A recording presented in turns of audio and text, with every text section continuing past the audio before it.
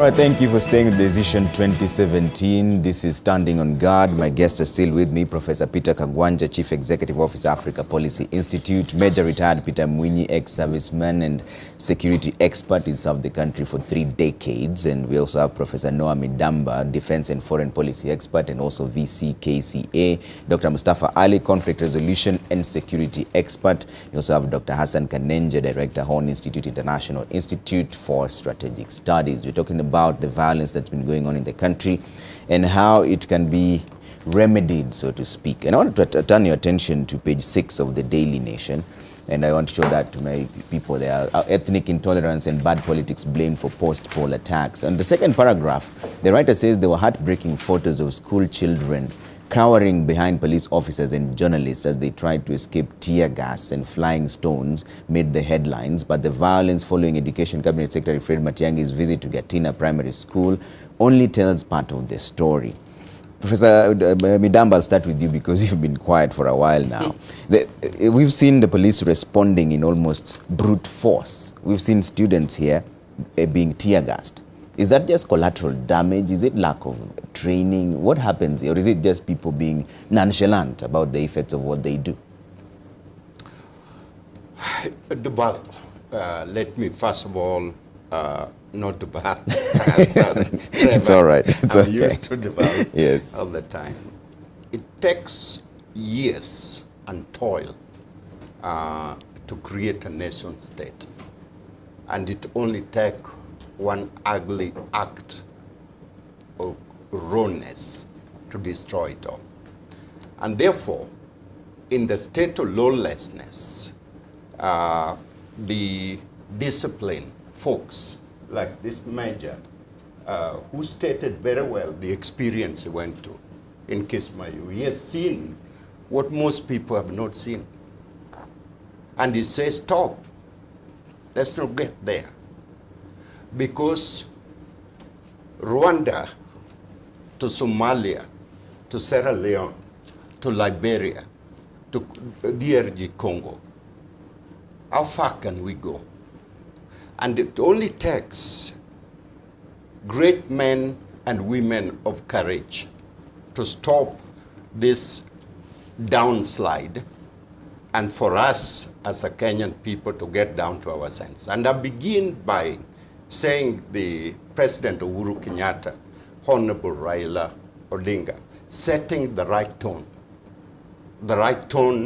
to the people of Kenya, and then getting groups like the best example we have seen between the two governors to engage each other, the church people, the diplomatic communities, little kids are reading their Bibles and calling for peace. That's the only thing they want. Kenya is being damaged at its very fabric. The airport is empty if you go there right now. Shops are closing. People are turned away at employment site. Universities are closed. How far can we go before we come down to our knee? And the only thing and the only answer is the most common and the cheapest thing is communication between antagonizing group and come back to centrality of what this country is all about. Okay. That is the answer. All right, Dr. Mustafa. Let me take you back to answer your question back in the context of resistance. And in the earlier round, we defined what resistance is. Now, when you are a movement there, then it becomes something else. Then it becomes a movement that is opposed to fighting, often secretly and illegally, an invader or a government. Now, I'm just back from Canaan, for real, eh? No, the real Canaan. Yes, I'm back from Canaan. There's a serious resistance movement there because part of Canaan is occupied. Now, in the case of Kenya, when we look at the not resistance, but now the resistance movement, what is there to fight? what is illegal that is there that we need to fight, or illegitimate? Now, my colleagues have spoken about Kismayu, you know, other countries that have undergone serious difficulties. Let's take an example of South Africa here. Now, South Africa was basically occupied by Afrikaans. The ANC resisted.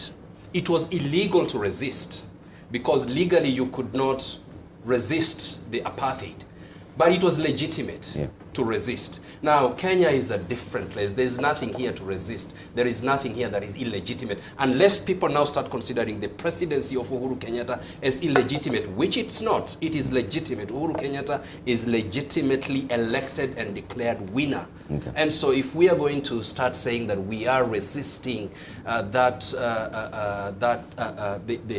government, then that becomes something else that is illegal and should not be done. They are the Mau Mau. I think when we had a break, Professor Midamba asked Professor Kagwanja about the Mau Mau. Mau Mau was a resistance movement. Now, based on the laws that were there then in this country, we were under the colonial rule, it was illegal to resist, and that's why the Mau Mau were clamped down. But it was legitimate to resist. And we have to look at legitimacy versus legality here. Now, in the case of Kenya today, and in the case of the national resistance movement that has been launched by NASA, it is both illegal and illegitimate. Okay. And Dr. Hassan, I want you to talk about this because we are veering off it again. When page 6 of the Daily Nation, we have pictures of students being tear gassed, but there is also the flip side that the police were being pelted with stones from within that same region. Is it a lack of proper command structure, or is it just collateral damage, or is it just an I don't care sort of attitude? I think, Trevor, for a number of decades, now, I want to believe our men in uniform have good intentions. And I want to believe they love this country too. And more often than not, they find themselves in the line of danger and risk. However, increasingly, there's been a perception, if you were to take a poll on every Kenyan about the level of trust, for instance, in our men in uniform, and especially our police. Yeah. And as much as they work so hard to protect us every day so we can go to bed safe, there is a good majority of Kenyans who feel that a lot of times they don't serve them. They don't do to Mishipawat, for instance. And this feeling is real. Yeah. Now, my colleague here, our retired major, and thank you for service again. You serve this country valiantly.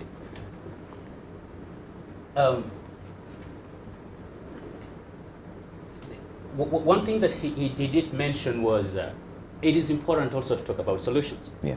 And that forces us to look at, first of all, what got us here. Yeah. The issues in this country are real. The sense of relative deprivation or exclusion in the country is real. Now, we cannot solve a conflict or a problem by bedeviling somebody else or by castigating them or calling them names.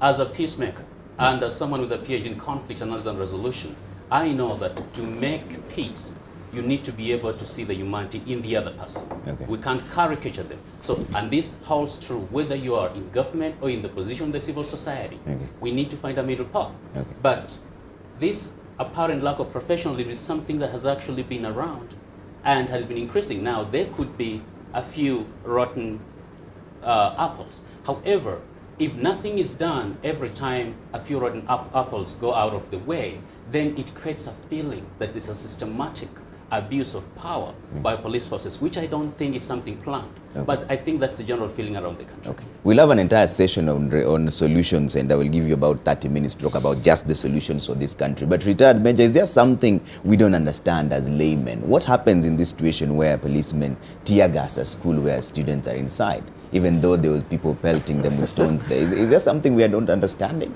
Trevor, I don't know why you don't understand. I just don't understand, too.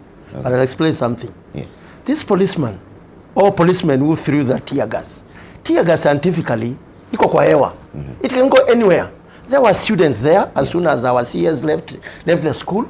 There were rowdy mob youth outside there who were throwing stones. And you saw some of the vehicles, windscreens were damaged there. Yes. If you throw whatever you throw, it goes with the wind. Which direction do you think it will go? Which direction do you think it will go? I have been in town here several times when we have these problems. I've also been tear gassed. Recently I was in the parliament where we have our forces there guarding the parliament. I took the civilians down there. I ordered them to be given water, including myself. Yeah. So as much as we blame the policemen, of course he has said, we have some who don't adhere to the norms and ethics of their professionalism as security agents, but they are very few. Okay.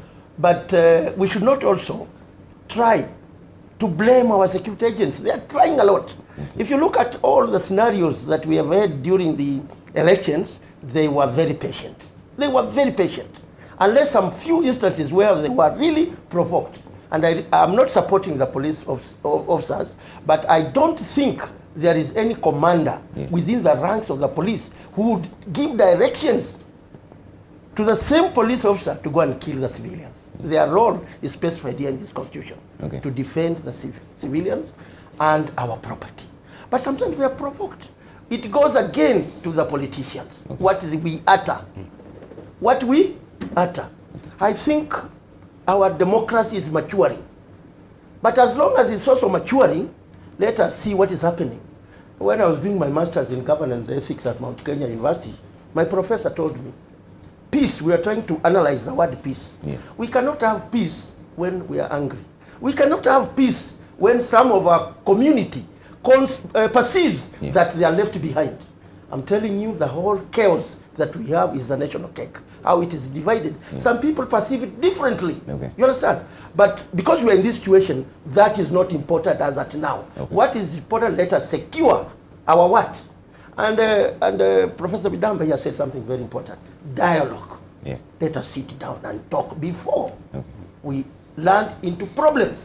Let us sit down and talk. And I'm very happy our Excellency, the President, said after all these things, these legal things that are pointing to him towards his election, re-election, after they finish, he is going now to sit down and talk.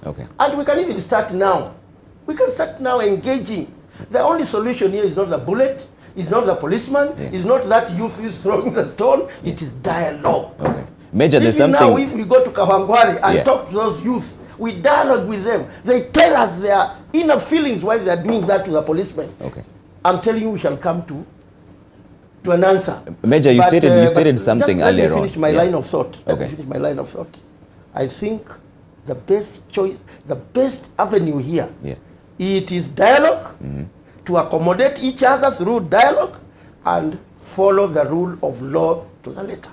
That is the one which we should start doing. Other things, who is not, it will never take us anywhere. It will land this country to a problem. And as he said, it is easy, within 1 second, to land this country into problem. But coming out of it, it is going to take ages, and we are going to have a big problem in this country. Trevor, in 1982, sorry to mention this, I was a senior sergeant. I was in charge of this street from university up to here. I saw what happened within 2 weeks during 1982 coup. I saw what happened, and I don't want to imagine our country going to that path. The path that the NASA is taking on the resistance movement, please, that is not the right, to me, it is not the right way. It is not the right way completely. But maybe they have a right towards that. But before they go to that path, let us engage in dialogue. And that path, we shall avoid it, and we shall be very peaceful in this country. Professor Kagwanja, and the retired major is bringing up a very interesting aspect, saying in some instances the police were very measured. But in some instances, many would disagree. Baby Pendo, for example, Mora, for example, we've seen several instances where there's been brute force. How do we then restore trust in the police force? Trevor, let me be a little bit philosophical. Police are victims of strategies of the political class. The political class can choose to misuse the police to harass civilians. But the political class can also choose to victimize the police in order to make an emotional case of the so-called extrajudicial killing, harassment, and so on. I would want to see collectively the police as, and if you study the French Revolution and all the revolutions in the world, you are going to see that the police are caught, I mean, the law enforcement authorities are caught in between. So that is the way I would deal with it. And therefore, head to where Major Peter, my namesake, is talking about peace. And again, in your Mount Kenya University studies, you must have interrogated the concept of peace. Peace is a net product. Peace can come as a result of fear, of intimidation, right? Peace can result, there is something called the victor's peace, because you accept the peace order because you have been beaten to submission. The best demonstration of peace is the contact between the chopper, the helicopter, and the air. You know, the chopper beats the air into submission, and therefore it is allowed to go and fly at its own will because it has beaten the air to submission. The best solution to problems, Trevor, is to understand what we call the root cause approach. Understand the underlying long-term causes of conflict or lack of peace. Understand the immediate, but it is always the triggers, the immediate causes that you need to look at, because that is where the strategies of politicians come in. I want to say this and stop. Two scholars, one called Dennis Tull, and Adlea Mella wrote something in 2005, and they were commenting on a thread they were beginning to identify in Africa, which they thought was not good. They titled their piece published in the Journal of African Affairs, "The Hidden Costs of Power Sharing."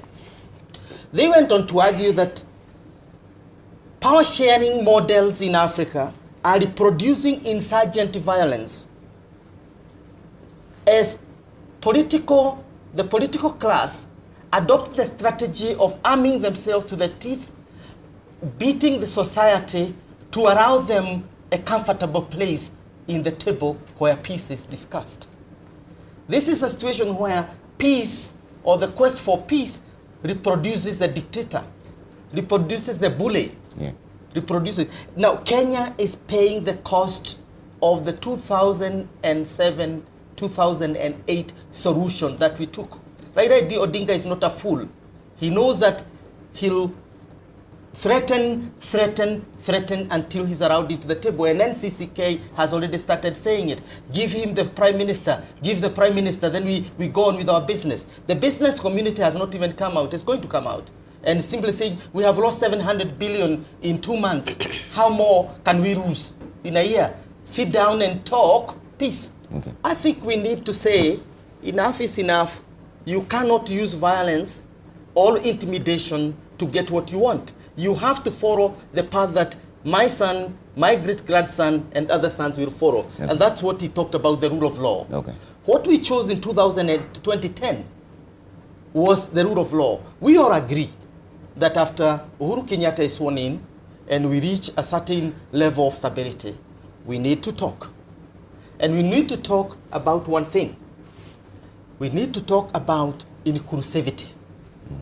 Inclusivity is an agenda this constitution did not address in full. It addressed partially by creating counties where we share resources and share power locally. Okay. But it did not talk about how we are going to be inclusive at top. But that is not an agenda you coerce people to get into by basically forcing dialogue. We have an instrument, which is the referendum. And this constitution is airtight. Through a referendum, or if somebody doesn't want the referendum, the assemblies, county assemblies, can put that motion and we get there. So this constitution is a solution to the problem. It is not resistant movements forcing us to accept certain models which will get some people to power. Okay. Professor Midamba, how do we restore trust in the police force? And did we learn anything in 2007? Because it seems to come up a lot in our conversation. Trevor, I respectively disagree with my colleague, Peter, in the line of thinking that he's taking.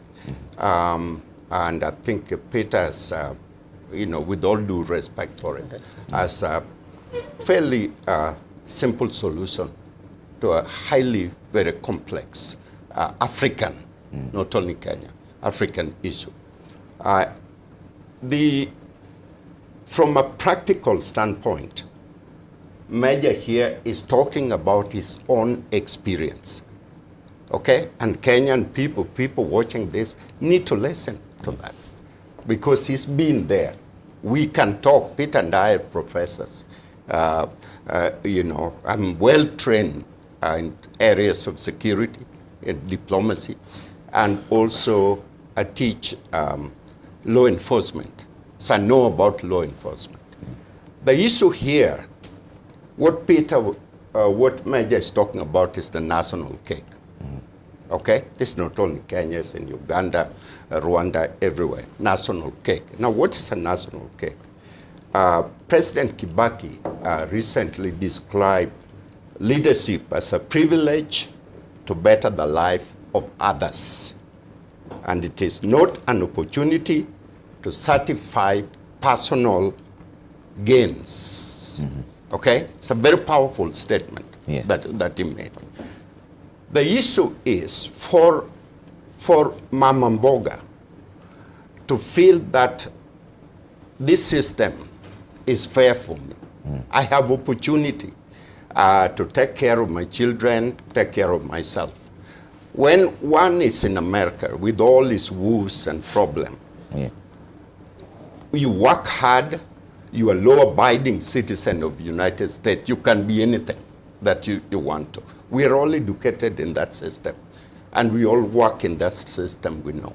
When President Obama faced a very similar situation, an eruption between white people and black people over comments made by Harvard professor, what Obama did symbolically, he invited both sides to the White House for what we call today beer diplomacy.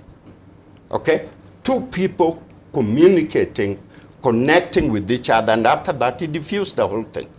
Now, the current president will take a different rule, which we have stick, we don't have carrot. We're powerful, we're big, we can smash you down. How many people can you continue killing in order to arrive at this, what Peter, at the end, peace? You cannot arrive at peace when it is enforced against the other. Because those people, as we know the history, they will take a time and they will rise up in order to deal with the original person that enforced them. Okay, so that's not lasting peace. We have opportunity in this country to create a lasting peace for us, to be fair, to be credible, whether we are doing election or whether we are acting against each other. Police have UN convention, under the rule of UN convention. Police have Commonwealth convention that describe very clearly, okay, the response to the mob, okay, and what they need to do. We have seen major demonstration in South Korea, okay, we did not see anyone killed. We have seen demonstration in Germany, no one is killed. There is demonstration going on right now in Spain, no one is killed. So the point is, yes, most police are disciplined, they're good people, good intention, but they're rogue policemen. They're rogue people who have no business being in the thing. So we need to pinpoint who these people are and separate them from our disciplined force.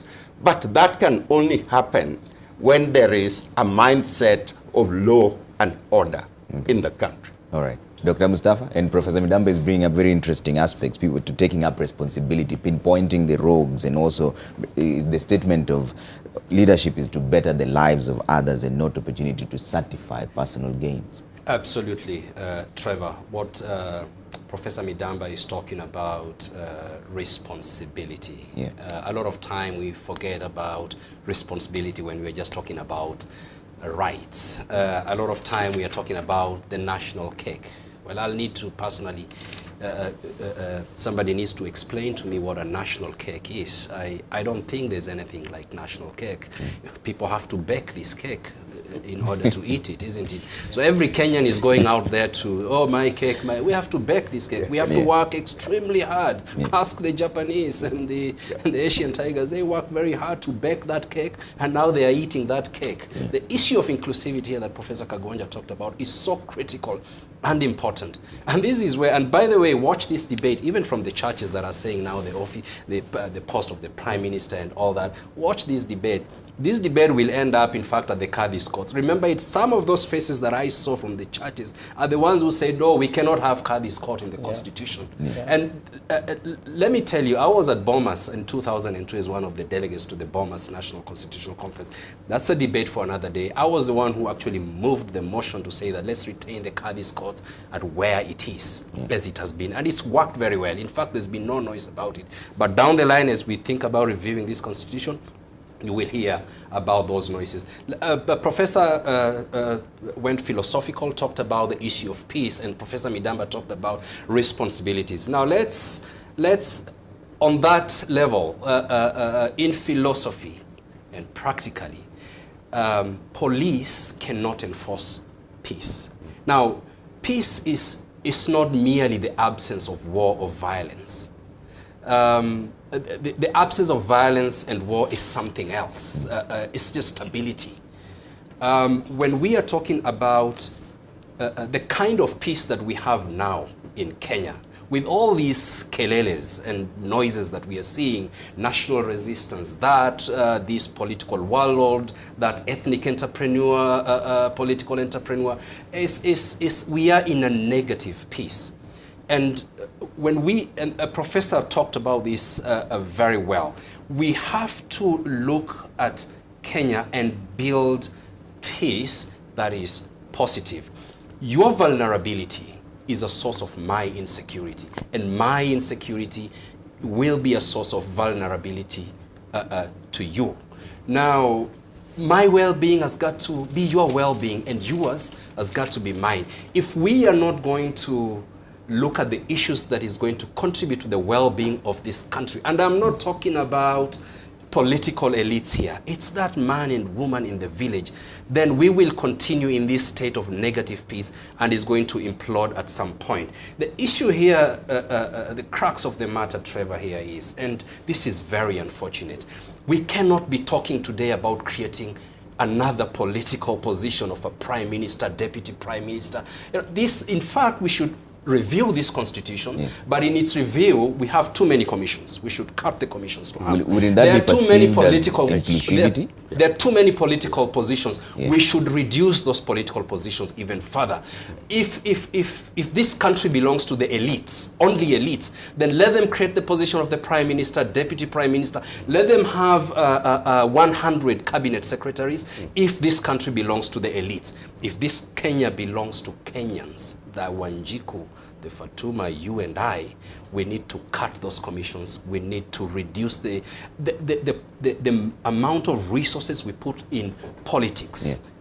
And by the way, a lot of times, juvenile, useless politics is a lot. We have to think harder. We have to work harder. Let us focus on development. The other noises that we are seeing around, this is not time now to start politicking. Let us build this country. Those who want political posts and positions should now wait for 2022. Dr. Hassan, do you agree? Because there's the issue of inclusivity, and then there's the perceived inclusivity. Now, Dr. Mustafa is saying we shouldn't have any of these positions, but the political scenario makes it seem like if we have those positions, then people will feel that they're included. Even though sometimes it doesn't trickle down to the final mwananchi, it's just a perception, but that's what would create peace. Do you agree that we shouldn't even have any of these positions? You know, in a time of crisis, Trevor, a time of crisis like now, what we're going through, it's not about who is right, but it's about doing what is right. Now, when I started talking this morning, I say that none of us elected to be born in Kenya, but by accident of history, we were born in this country. The truth is, we are about 45 nations trying to form a nation state. That is a reality of the African situation. Now, some countries have even fewer. But the increasing feeling that sometimes this, this election is just an approximate factor to what is happening. They're underlying factors. And the feelings of exclusion are real. The truth is, in some countries such as Spain, the reason why Catalonia wants to secede from Spain is because of a long-term feeling of exclusion and not being represented properly. Yeah. Now, sometimes it's real, sometimes it's perceived. Now, toward the end of apartheid South Africa, a kind of a peace had to be negotiated. It was not exactly a positive peace, yeah, but it was a peace nonetheless. Now, I prefer a positive peace where we put structures in place that can ensure a long-lasting peace. Mm-hmm. Nelson Mandela didn't have to forgive all the people who did harm to him. Yeah. They didn't have to set up the Truth and Reconciliation Commission and prosecute anybody. But the circumstances of the country demanded that. 366 years of oppression, still no one was prosecuted for the crimes that were committed. Yeah. Why? Because the reality of the moment required and demanded leadership. And the ANC leadership had to show that, had to demonstrate that it takes sacrifice, it takes humility. To be a leader, you have sometimes to be willing to sacrifice. And what I'm just urging the leadership in this country is we have to be willing to look beyond what is right, or rather, our rights and what is legal, but actually what's going to be right for the country. Okay. Because if we don't, this is a project, this is an experiment called Kenya that we're trying to build. Okay. And my hope and prayer is we actually stay on that course, because if we don't, we're going to lose it. All right. Major, you're the one who brought up this issue of dialogue, but we've seen the leaders chest thumping, one saying that finish all your shenanigans, then we will talk. Others saying the only thing I want to talk about is holding an elections in 90 days. Where does this dialogue begin? Is it with the leadership or the people on the ground? Trevor, let me give this narrative to support what I'm going to talk about. Yes. In Kiswahili, I'm a teacher by profession, and my subject is Kiswahili. Waswahili husema mzaa mzaa uzaa uzaa. Dr. Mustafa, you come from that area? No, I don't. I come from Baringo, as a matter of fact. Okay, I'm sorry. Then mzaa with no tribe. No, mzaa uzaa. Yes. The kind of a game we are playing here. Yes. The kind of a game we are playing here can ignite big problems, and I don't wish that. Can ignite big problems here. Okay. I said about dialogue because I know all problems in the world that we encounter, billions of them, touching humanity, can be solved through the power of tongue. Yeah. When people respect each other, we can solve those problems. Honorable Raila started this. He has done so much in this country.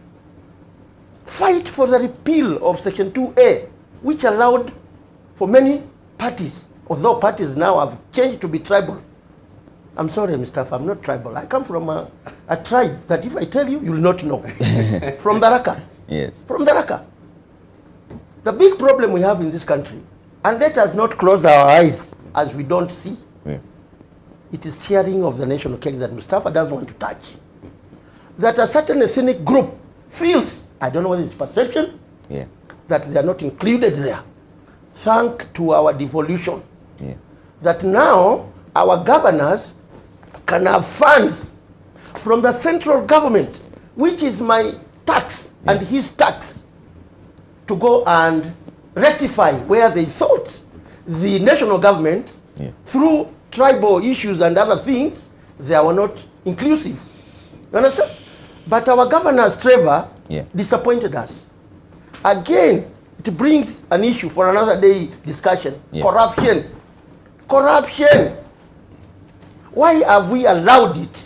It is not Uhuru. We have institutions which I think, Mustafa, they are dead. Because if I see a policeman, I'm sorry, not all policemen, stop my car and ask me something kidogo, I tell them the tea is served in the house when you come, or in the hotel. And we have people who are seeing these policemen. What is happening? What is happening? Okay. Raila should be given a chance to be heard. Raila is not a person who can be washed away just like that. As much as maybe his followers or is not following the rule of law, He is not a person to be wished away. You understand? Yeah. Uhuru, likewise, he has his followers also, who voted him, who we followed the rule. You understand? Yeah. These other political inclinations of people is not going to help Kenya. Okay. Let these people, because they have rallies, they have people behind them, talk. We have almost 14 days if anybody is not going to the Supreme Court to claim ABCD. We still can talk, yeah, so that we don't ban our country, Trevor. Dialogue and follow the rule of law. And I'm sure these two gentlemen, if they are willing to put their interests aside and think about the nation called Kenya with 44 tribes, yeah, I think we shall make it. Okay. And I always pray that our politicians also will shut their big mouths in trying to, you know, tribes, the 44 tribes, Mustafa, in this country, they don't have a problem. Yeah. We don't have a problem. It is our political leaders, yeah, who wanatugonganisha vichwa. Okay. And if we can address the problem of sharing this national cake I'm talking about equally, which I'm sure it is going to be addressed, yeah, by any government which will come in, because that is the root problem. Okay. Like, let me finish this very briefly. I come from Tharaka. If I look from colonial times, what we have in Tharaka County, it is only one road, which is tarmacked, and maybe some schools have been given the electricity, and that peace which we have there. Okay. But we don't go on breaking that rules that we want. Tharaka is one of the community embedded in the bigger ethnic group of Meru that we have not even been given. I'm not going to fight for Tharaka. I'm just showing you the root causes of why the NASA is going that route. We have never had an ambassador. The highest military rank we have ever had, although it's not political, it depends on your discipline and your hard work, is a lieutenant colonel. All right. It's a lieutenant colonel. Okay. It's a lieutenant colonel. We have not had a PS. It has been taken by the larger Meru. Okay. And I don't wish to say that. But with the devolution, if we nurse this baby of devolution, and the understanding of our political leaders, two of them up there, Jubilee and NASA, we can save this country. All right. Professor, and the dialogue and the rule of law is the one which is going to take us from this, not sharing the positions that we want to share. That cannot work. All right. Professor Kagwanja, you brought up the issue of inclusivity. Where's the starting point? Because we seem to be jostling of how to go about the inclusivity part, and that is maybe the reason why even the government itself is struggling. From an academic point of view, where's the starting point of this inclusivity, and how do we make sure that the people down there actually feel included? Trevor, what you are referring to, or what you want to discuss here, is what the German philosopher Immanuel Kant called perpetual peace. And in the quest for perpetual peace, Kant went into the details of looking at how can we ensure that men and women in societies and states and nations have peace.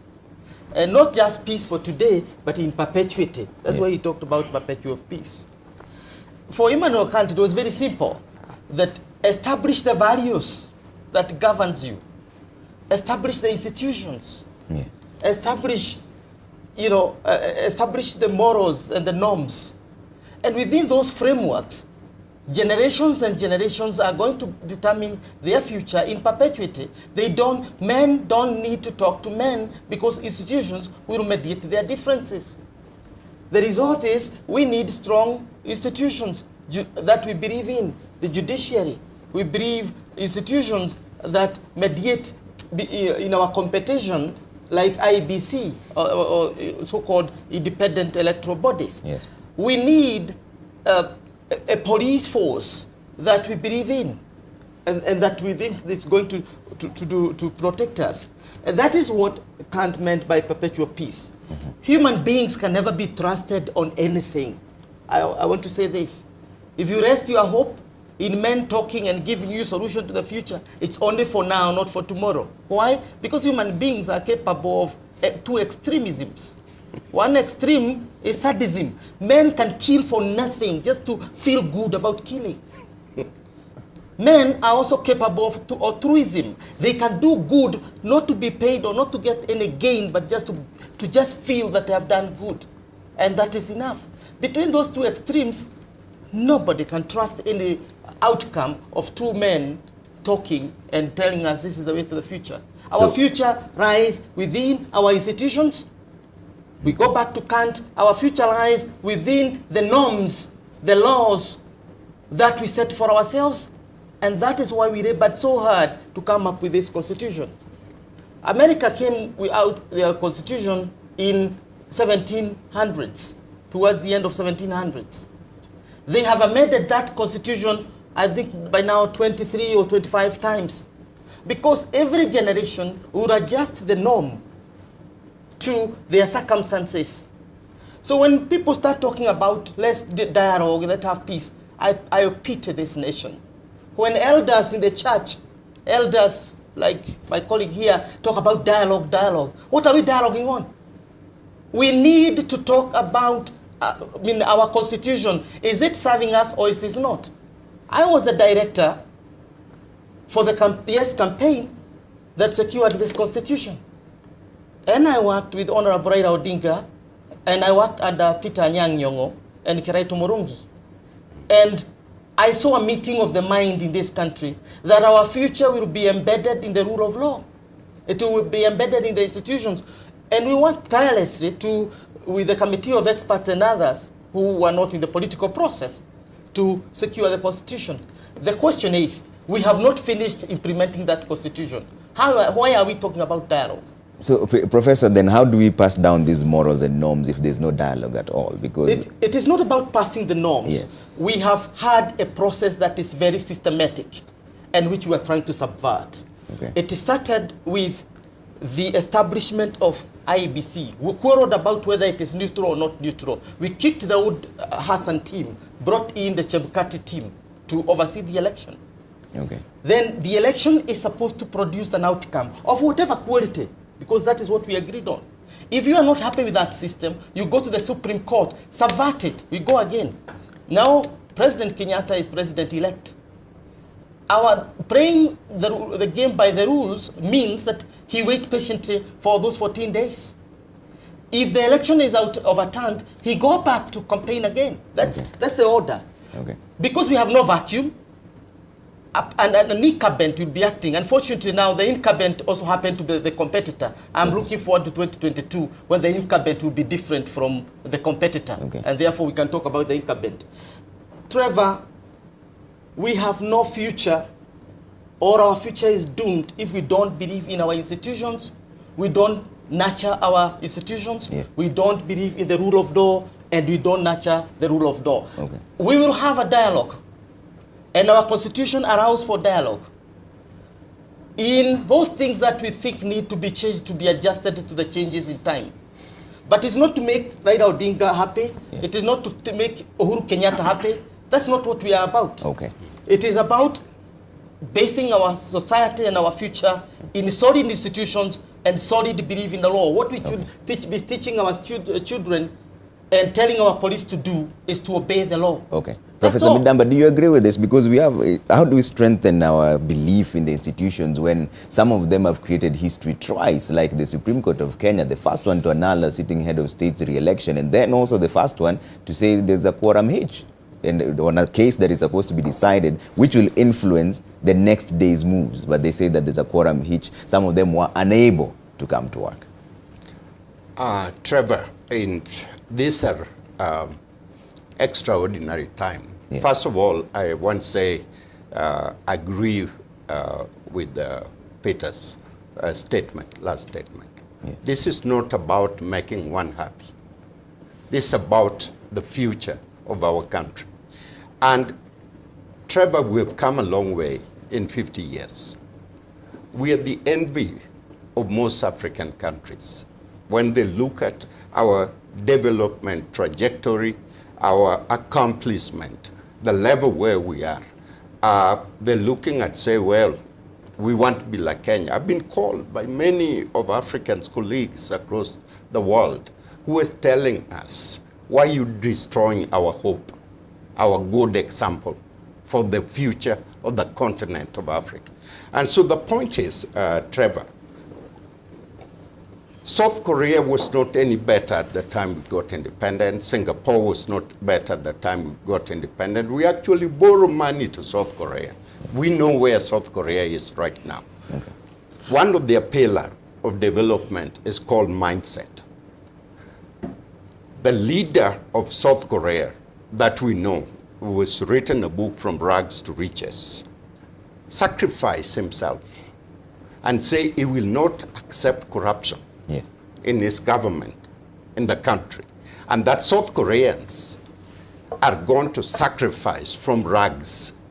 And they set up a very clear example of becoming a middle state, and now they've moved to a first state. From third world to first world in one generation. They have done it.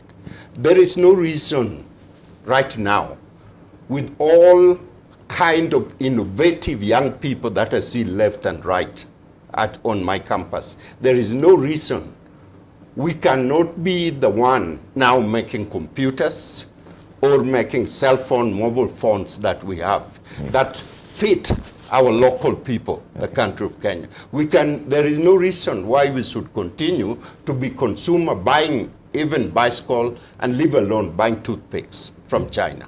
We cannot continue this kind of thing. But if we continue blaming each other, if we continue finding fault with each other, we're losing the most vital, valuable time in order to engage in what I call productive dialogue. Okay. That is better for the country. All right. Dr. Mustafa, your final remarks? Trevor, dialogue here is necessary. Now, and we should always be in dialogue. We should always be having conversations. We should always be talking to one another. But the dialogue here that we are talking about should be anchored on institutions, should be anchored on the rule of law, should be anchored on the Constitution, not a dialogue to go and create positions to appease individuals, not dialogue to go and say, okay, what's the national cake? Now, Major explained what the national cake here is. Now I understand. We actually, when we pay taxes, we actually baking that national cake. Now, the dialogue that we should be having here is how are we going to enrich this country so that our children and grandchildren are going to, we are going to bequeath our children and grandchildren a better country. This is the dialogue that we should be having. This zero-sum political game that is not taking us anywhere other than down the path of warlord democracy, so to speak, is not going to help us. And again, we call upon our political leaders. We respect them. All of them have done a lot for this country. Raila Odinga has honorably served this country, as Major said, the repeal of Section 2A and the freedoms that we are enjoying now.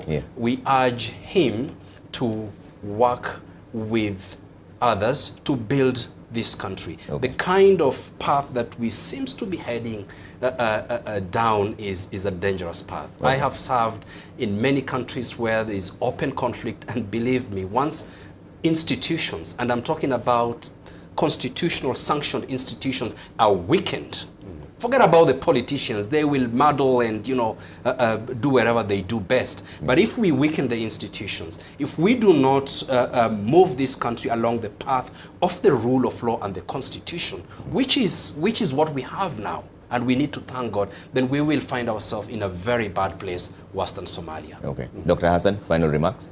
Yeah, Trevor, the problem with politics in this country is that we focus on sensationalism instead of common sense. We're obsessed with the next election instead of the next generation. Now, if we think talking is difficult, try fighting. It's way too expensive. We owe it to our children. And we should rise above as leaders, both in government and the opposition, the civil society and the media, and protect this country so that generations from now, we should be able to look back and tell our children or grandchildren, this is the moment when we were most proud of our country because we did something special. Okay. Major, final remarks? Trevor, before we end, allow me, because I'm a teacher, to wish our candidates, wherever they are, the very best, in spite of the rocky mountains we are moving in. Mm-hmm. And they are assured that they are going to do it, and we hope so, under a very peaceful, conducive environment. Yeah. Because these, again, are our future leaders. These are, again, our resources that we hope for in the next generation. Having said that, I think my good friend there, Peter, maybe he thought that maybe I didn't say. I'm saying dialogue anchored on the rule of law. That is the best way forward. Yeah. But again, if we are in a corner there and want to see the other person, and we cannot even penetrate our eyes there, what do we do? What do we do? This barrier, which is a corner, we must remove it. And the only way I believe in it is dialogue. Okay. Not dialogue to share those powers. But if the need be, then it will be talked about. Okay. And I'm very happy that our able president did say, within a very short time, after these legal issues come out of his way, he'll be able to sit down with Raila. Okay. And I'm sure that is the way forward. And I'm very sure Honorable Raila also understands what he has fought for over the years cannot go in the drain. He will sit down. But here we are, we must encourage that. For the two leaders, and I wish, Professor, I had the powers to put His Excellency Uhuru Muigai Kenyatta and Raila Omolo Odinga in one room without these other fellows out there. Mm-hmm. I'm telling you, they'll come with a solution to save this country. We cannot wish away Raila's what he wants. Yeah. And we cannot wish away the legal chair of His Excellency, because he has been elected legally. Okay. Legally.